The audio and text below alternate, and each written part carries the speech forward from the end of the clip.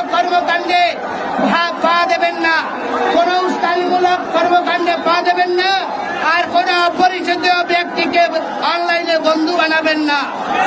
দয়া করে আপনাদেরকে অনুরোধ করব, আপনারা ঐক্যবদ্ধভাবে আমাদেরকে সহযোগিতা করুন।